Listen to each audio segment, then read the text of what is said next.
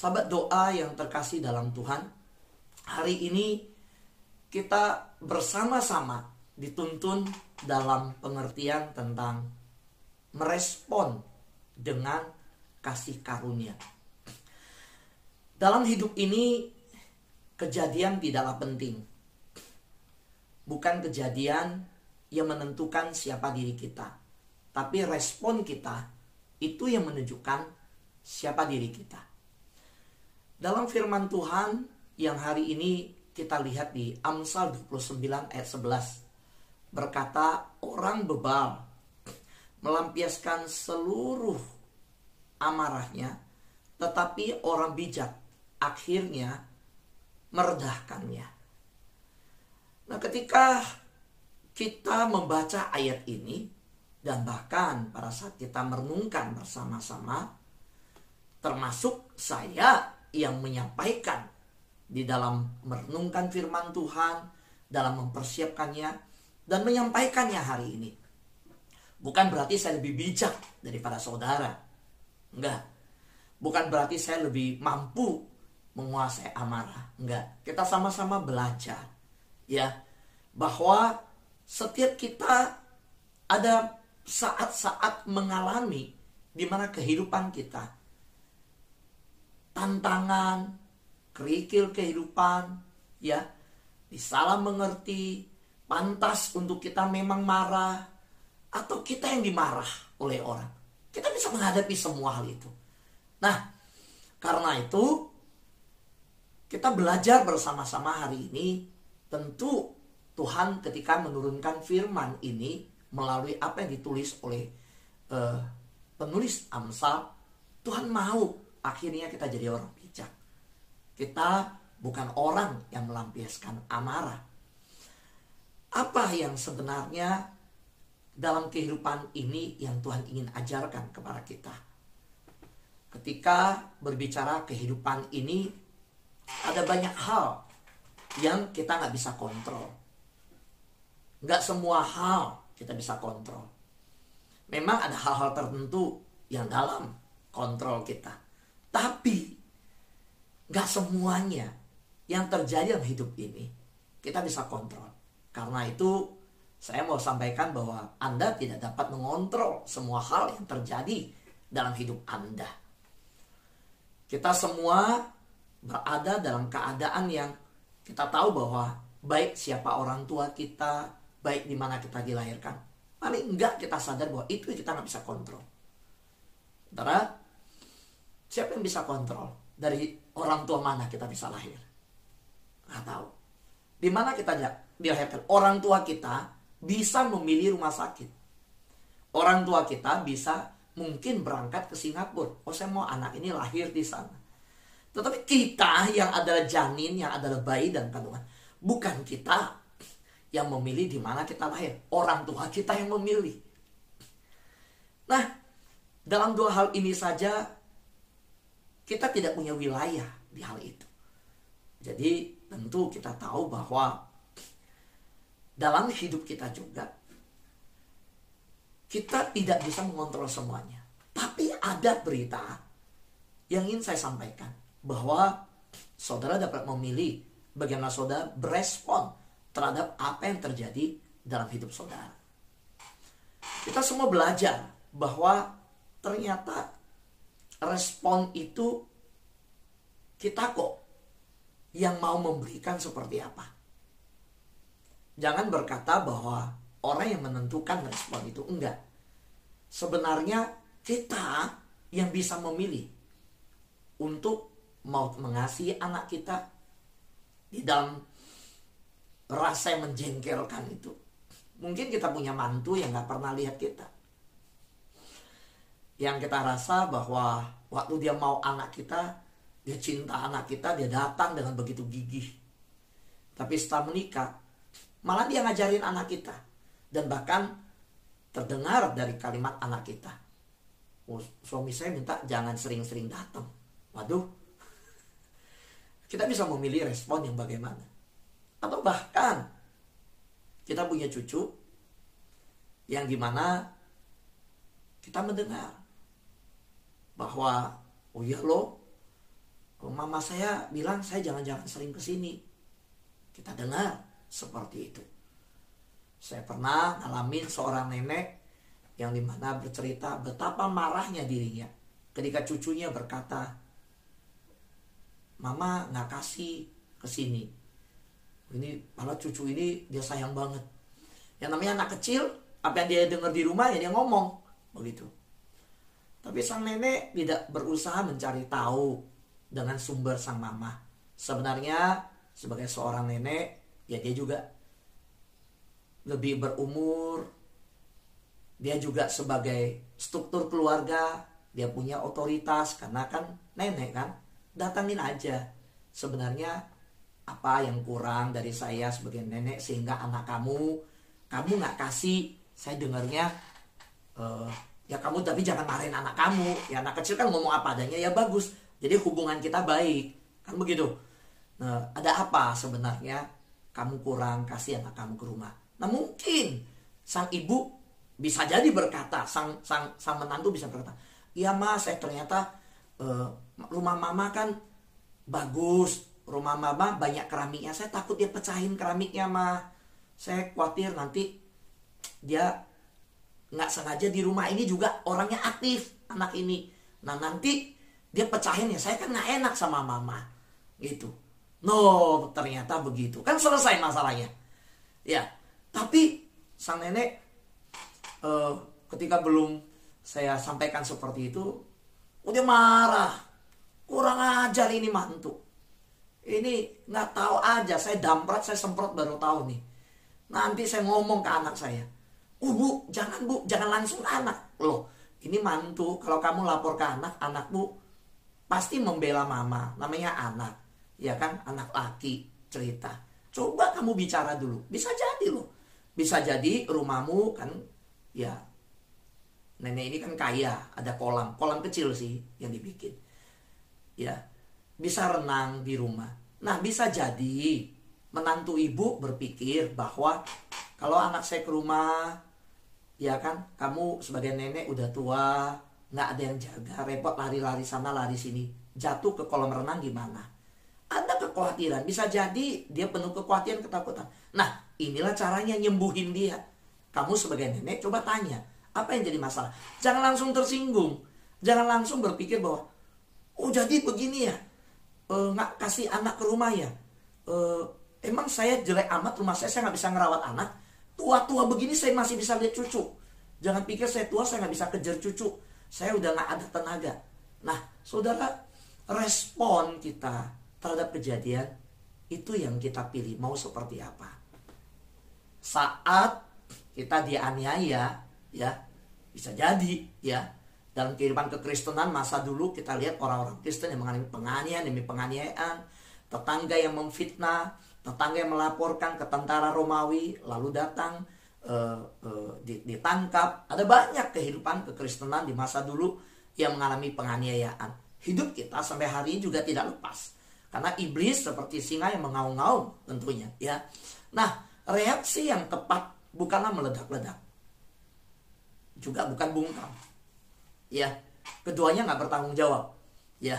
Tetapi Tuhan mau ya memanggil kita untuk memberi respon yang jauh lebih besar, yaitu pengampunan. Jadi gini, kadang ketika kita mengalami penghinaan, penganiayaan, segala macam perkataan yang kasar, motivasi yang terselubung dengan kata-kata kasih, dengan segala hal, itu bisa terjadi. Bisa. Nah, pengayaan mental, psikis, ya emosi, tekanan yang kita alami ketika kita hidup di dalam keluarga, dalam mungkin juga lingkungan pelayanan, persahabatan. Nah, Tuhan meminta kita di dalam Amsal kita baca, bukanlah melampiaskan kemarahan, tapi bukan juga membungkam. Karena itu bukan sikap yang bertanggung jawab. Tuhan minta kita justru bereaksi, berespon. Itu melahirkan namanya pengampunan.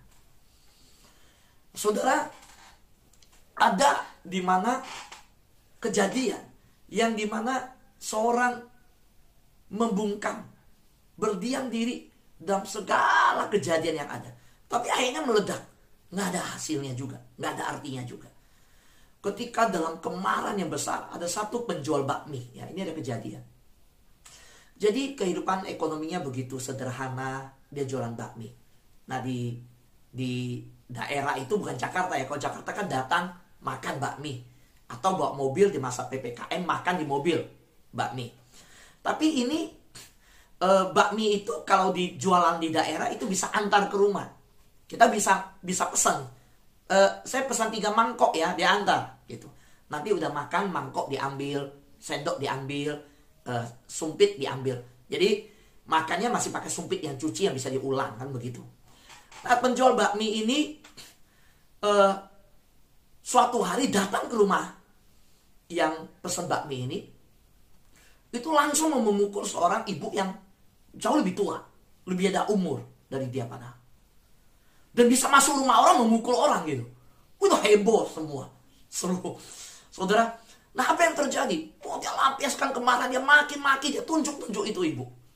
Gua boleh miskin, saya bisa nggak ada apa-apa, saya bisa nggak bisa ini, saya orang nggak bisa. Tapi lu jangan hina gua. Anak saya datang ngambil mangkok, ngambil piring, kamu bilang itu sendok kamu, itu sendok saya. Padahal kamu bilang itu punya kamu. Anak saya udah bilang di warung bakmi saya sendok kami punya tandanya.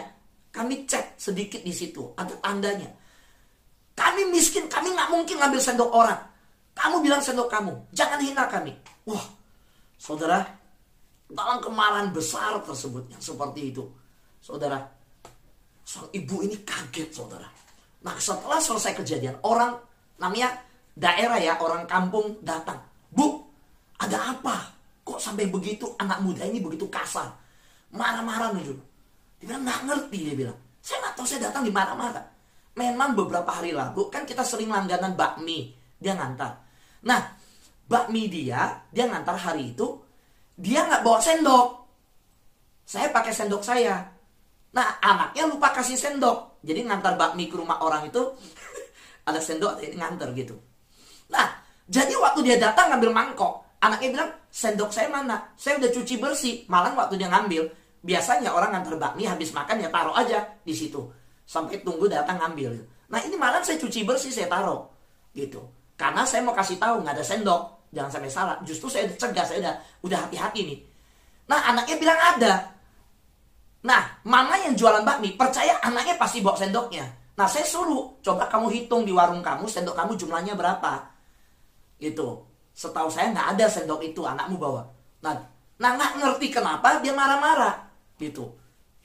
Nah, saudara, selidik punya selidik setelah kejadian selesai. Seminggu kemudian, ternyata ibu ini latar belakangnya memang karena kondisi yang ada, pernah tersakiti, pernah memang dalam keadaan yang ada bisa terjadi seperti itu. Maka itulah yang menjadi kemarahan yang dia simpen. Perlakuan orang datang makan bakmi, kadang-kadang orang bercanda. Gimana hari ini berapa mangkok? Nah, dalam kondisi jual bakmi yang tidak lebih dari 30 mangkok. Kalau jualan bakmi ternyata tidak lebih dari 30 mangkok, itu nggak balik modal, masih ngerasa rugi. Nah, itu perkataan-perkataan orang makan di warung bercanda, itu dia jadi kemarahan. Nah, dalam kondisi yang kejadian itu meledaklah dia. Nah, saudara yang terkasih dalam Tuhan, kadang-kadang ini bisa terjadi juga dalam pelayanan. Di dalam gereja, saudara, saya suatu hari mendengar bagaimana ada gereja, salah satu gereja di Kelapa Gading, di mana para pelayan Tuhan sebelum gereja dimulai, ibadah yang pertama, ibadah satu, pukul-pukulan, guling-gulingan di lantai. Sang anak Tuhan yang cerita ke saya, aduh, suami saya sampai kaget-kaget, dia bilang, ketika lihat kejadian itu. Ya saya bilang, gak usah kaget, Bu, biasa. Itu bisa terjadi kalau orang belum selesai akar pahit yang ada. Nah, apakah Tuhan mau kita berhenti di membungkam diri, atau kita marah? Dua-dua itu tidak bertanggung jawab. Yang Tuhan mau adalah kita melahirkan pengampunan. Kekristenan itu tidak berhenti. Coba gini, kekristenan itu tidak pasif. Kekristenan itu aktif. Pengampunan ini bicara tentang aktif, bukan pasif. Pada waktu Yesus berkata, ampunilah musuhmu, doakanlah dia. Saudara, Bisa jadi anak Tuhan berkata, udah saya nggak balas dia, udah bersyukur. Suruh saya mengampuni. Nah, memang itulah cara Tuhan. Tuhan bukan suruh kita berdiam, tetapi bergerak. Saudara, di dalam filosofi dunia, konsep dunia berkata bahwa kalau kita ya melihat orang jatuh dari motor, kita nggak nolong, kita nggak salah. Tapi dalam konsep kekristenan, kalau kita lihat orang naik motor jatuh, kita nggak nolong, kita salah loh. Kenapa? Karena kita berkata, kalau kamu tahu berbuat baik, kamu tidak melakukannya, kamu berdosa. Nah itu, maka Tuhan meminta kita untuk bergerak di dalam yang namanya pengampunan. Nah, hidup yang bertanggung jawab yang Tuhan mau adalah mempersiapkan bagaimana pengampunan itu dilahirkan. Bagaimana kita hidup juga, tanggung jawab yang pertama bukan membungkam, bukan melampiaskan kemarahan. Hidup tanggung jawab yang kedua, Tuhan juga mau kita selalu mempersiapkan pikiran kita sebelum kita mengatur mulut kita. Berpikir sebelum bertindak. Nah saudara, saya juga belajar dalam hal ini. So jangan pikir saya mengkhotbahkan ini berarti saya sempurna. Enggak ada manusia yang sempurna. Semua manusia telah jatuh dalam dosa. Tapi kita tidak boleh memaklumi kelemahan kita dan dosa kita. Kita harus bergerak untuk terus dewasa. Saudara, pendeta kita di gereja, majelis kita, jemaat kita, bukanlah orang sempurna. Semua bisa bersalah di dalam semua hubungan. Besi menajamkan besi. Ketika Billy Graham ditanya melayani dalam sebuah kota, dalam KKR ke negara-negara yang ada, saudara, Billy Graham bertemu dengan seorang yang begitu kaya, begitu hidupnya makmur, bahkan menjamu dia di dalam KKR di negara tersebut. Dan tetapi betapa terkejutnya Billy Graham, orang ini nggak ke gereja. Dan Billy Graham bertanya, kenapa kamu nggak ke gereja? Dan dia berkata, saya kalau ketemu gereja yang sempurna, saya akan bergabung dengan gereja itu. Billy Graham langsung dengan antusias berkata, oh saya ada tuh, saya ketemu, saya kenalin kamu. Kalau kamu cari gereja yang sempurna baru mau ke gereja, saya kenalin. Cuma ada masalahnya. So bapak ini bilang, oh ada ya gereja yang sempurna? Ada, cuma ada masalahnya. Billy Graham bilang, masalahnya apa pak? Waktu kamu masuk gereja itu jadi gak sempurna. Saudaraku yang terkasih dalam Tuhan, di situ Billy Graham mau mengatakan bahwa gak ada yang sempurna. Kalau saudara pindah-pindah gereja, cari gereja, keluar dari gereja ini, masuk gereja sana, saudara, gak ada yang sempurna gereja. Paling tidak waktu saudara masuk gereja itu jadi gak sempurna. Kenapa? Saudara sendiri gak sempurna. Nah karena itu, yang sempurna siapa? Yakobus pernah berkata, barang siapa bisa menguasai lidah, dialah orang yang sempurna. Saudara, kita begitu tajam melihat Yakobus menyampaikan hal tersebut. Seolah-olah di zaman dahulu Yakobus sudah mengetahui persoalan hari-hari ini adalah masalah penyampaian, masalah lidah. Apalagi zaman sekarang, nggak pakai ngomong, nggak pakai nada suara, pakai WA. Ya orang nggak ngerti nadanya seperti apa. Zaman dulu aja yang nggak ada WA, nggak ada ini, perkataan dari mulut ke mulut aja bisa salah. Belum lagi persepsi, walaupun yang mengucapkan orang kedua mengucapkannya, persepsi yang nangkep belum tentu sama, bisa jadi juga salah. Jadi saudara, mari saudara, kita menyadari, kita sama-sama belajar, dituntun hari ini oleh firman Tuhan dari Amsal tentang kemarahan itu justru menunjukkan kebebalan. Tetapi ketika kita bijaksana, itu adalah berbicara seperti khotbah di bukit. Jadilah anak-anak yang membawa damai. Siapakah orang berbahagia? Siapakah anak damai? Ketika Yesus selesai khotbah di bukit tentang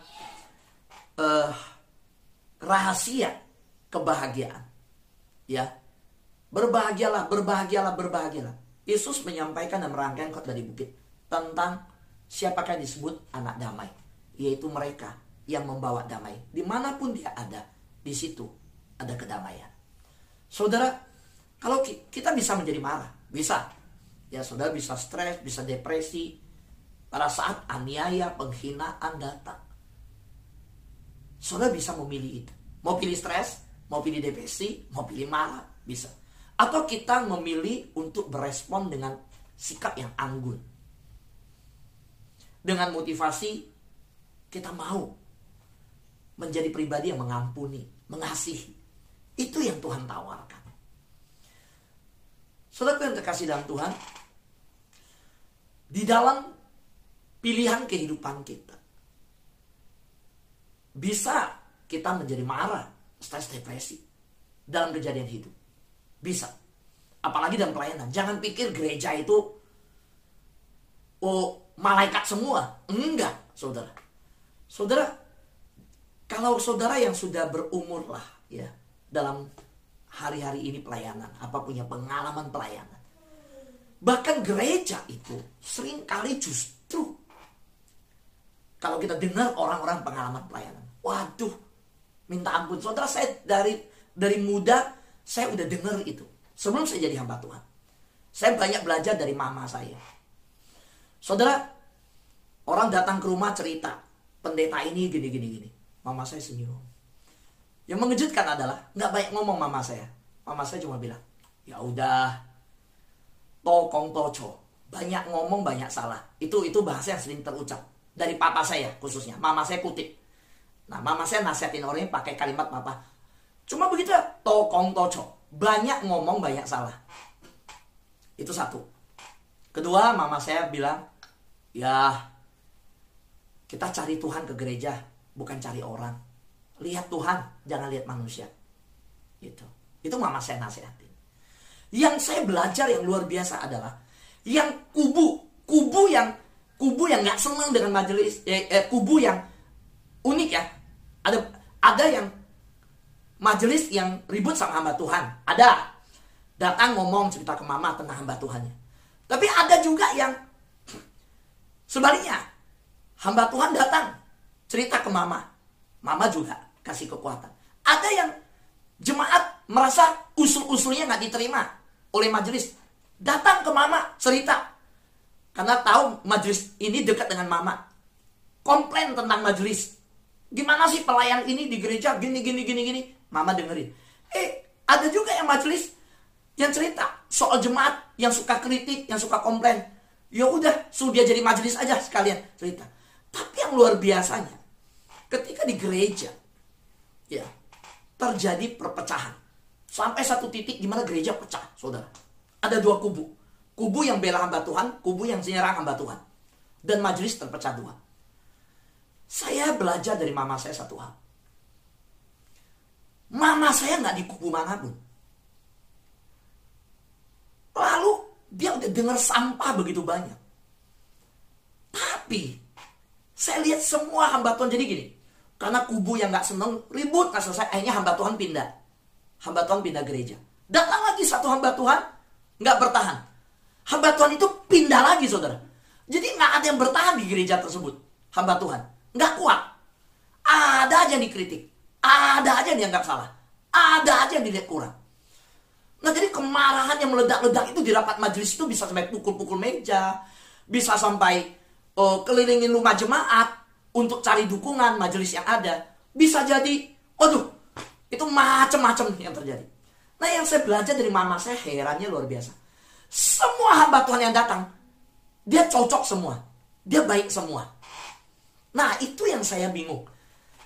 Di gereja bisa ada dua kubu, tapi mama saya, manapun hamba Tuhan yang datang, dia cocok. Dan semua hamba Tuhan yang udah pergi dari gereja, yang datang nggak cocok karena nggak tahan, akhirnya pergi, pindah, ya dipindahkan sinode, ataukah karena surat kaleng disuruh pindah, orang kirim surat lah, nggak seneng kirim surat. Akhirnya semua yang pindah, tapi semua hamba Tuhan ketika ketemu selalu bicara satu hal. Dia cuma ketemu mama saya yang nggak ada masalah dengan hamba Tuhan. Nah, di situ saya belajar tentang mama saya, saudara.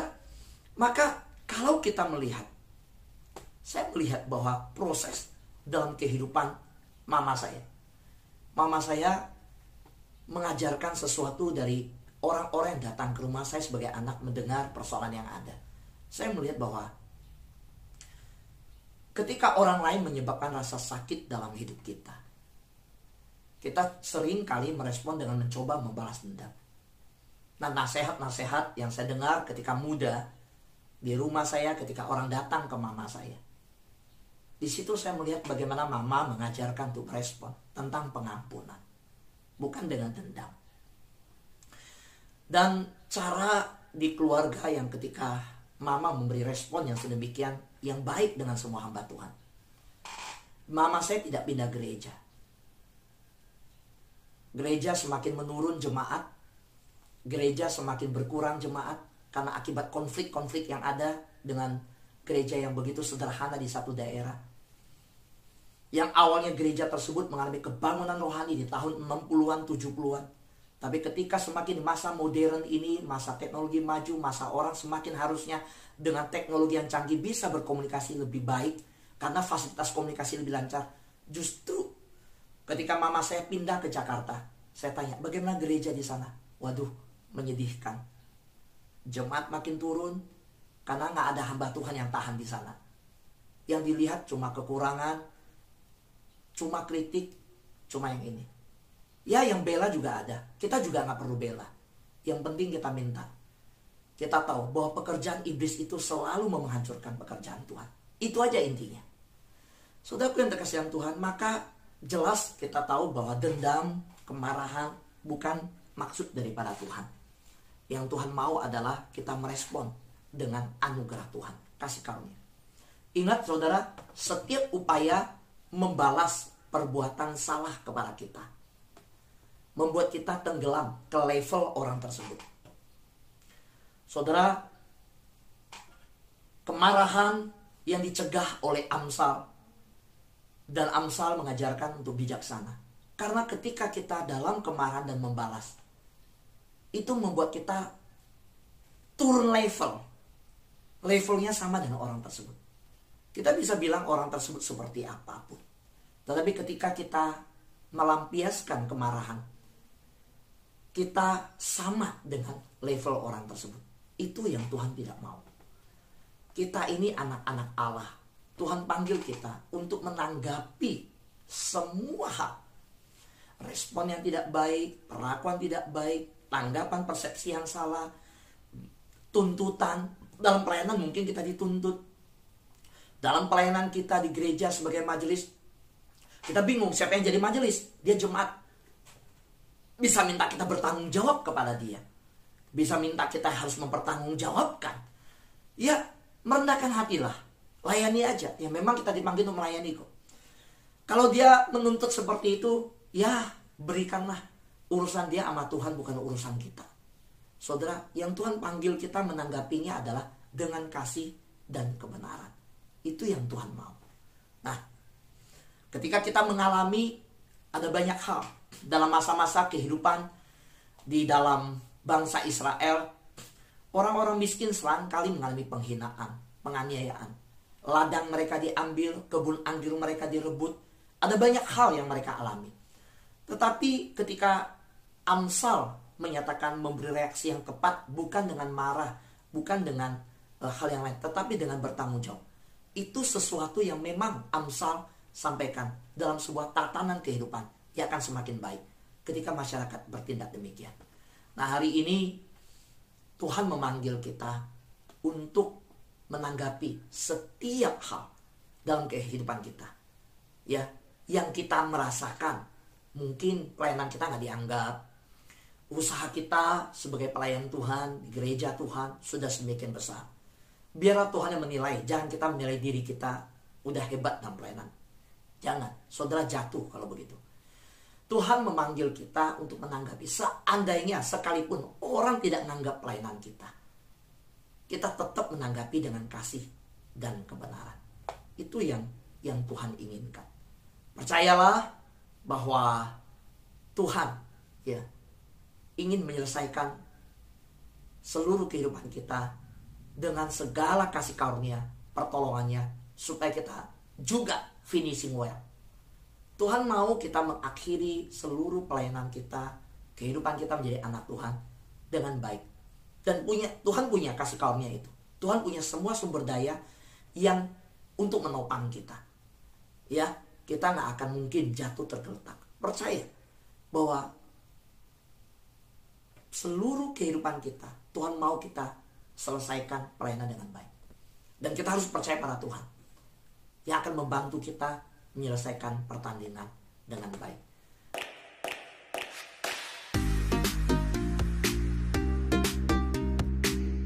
Tuhan.